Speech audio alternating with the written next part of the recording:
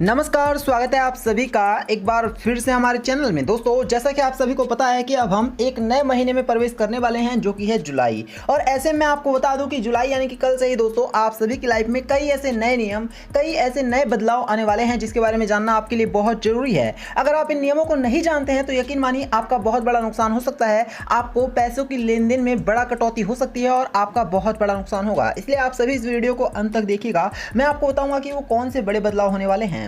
Banking, income tax, TDS, driving licence समेत रोजमर्रा की जरूरतों से जुड़े कई सारे नियमों में कल यानी 1 जुलाई से बड़े बदलाव होने जा रहे हैं। एलपीजी के दामों में बढ़ोतरी और स्मॉल सेविंग स्कीम की ब्याज दरों में बदलाव की भी संभावना जताई जा रही है। इन बदलावों का सीधा असर आपकी जेब पर पड़ने वाला है। ऐसे में जरूरी है कि आप इन बदलाव के बारे में पहले से ही जानकारी रखें और सावधान रहें। जहां जरूरत हो आप अपनी तैयारी कर लें ताकि बाद में आपको इन बदलाव की वजह से परेशान ना होना पड़े। हम यहाँ आपको बहुत सारे नियमों और संभावित बदलाव के बारे में बताने जा रहे हैं। तो एसबीआई ग्राहक के लिए सबसे बड़े पहला बदलाव है, एसबीआई के ग्राहकों को 1 जुलाई से कैश निकालना महंगा पड़ने वाला है। यही नहीं, चेक के इस्तेमाल के लिए भी आपको अब अधिक पैसे देने होंगे। दरअसल 1 जुलाई से महीने में बैंक से 4 बार से ज्यादा पैसा निकालने पर अतिरिक्त चार्ज आपको देना होगा। इसमें बैंक के एटीएम से कैश निकासी भी शामिल है।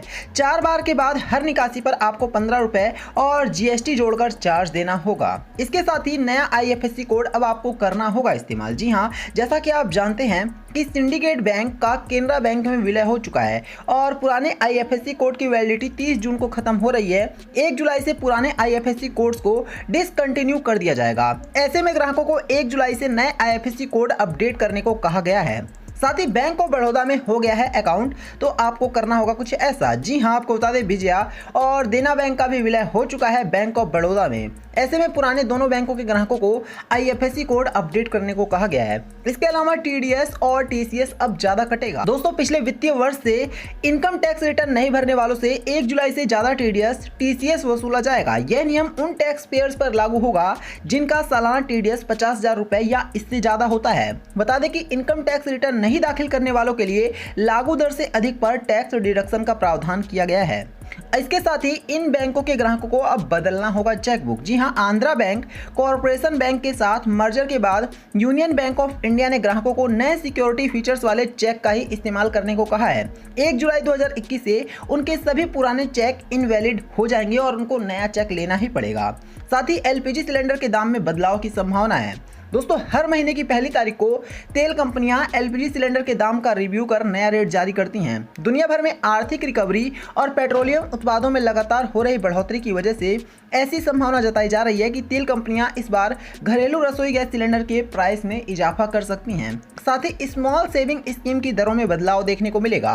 PPF, national saving certificate, Sukanya Samriddhi जैसी छोटी बचत योजनाओं की ब्याज दरों में सरकार कटौती कर सकती है। हर तिमाही समीक्षा करने के बाद इन दरों में बदलाव किया जाता है। पिछली तिमाही में ब्याज दरों में कटौती की गई थी, लेकिन 24 घंटे के भीतर फैसला वापस ले लिया गया था और पुरानी ब्याज दरें लागू कर दी गई थी। अब माना जा रहा है कि इस बार सरकार ब्याज दरों में कटौती कर सकती है। इसके साथ ही मोटरसाइकिल और स्कूटर्स अब महंगे हो जाएंगे। दिग्गज दोपहिया वाहन निर्माता कंपनी हीरो मोटरकॉर्प ने 1 जुलाई से सभी रेंज के मोटरसाइकिल और स्कूटर्स के दाम में इजाफा करने का ऐलान किया है। अलग अलग मॉडल्स और वेरिएंट वाले इन दोपहिया की कीमतों में 3,000 रुपए तक का इजाफा हो सकता है। तो ये कुछ ऐसे बदलाव हैं जिसके बाद दोस्तों आप सभी को इन नए नियमों को और इन नए प्राइस को फॉलो करना होगा। तो यही था वीडियो में। वीडियो को लाइक करना, इसे शेयर करना और चैनल को सब्सक्राइब करना। धन्यवाद।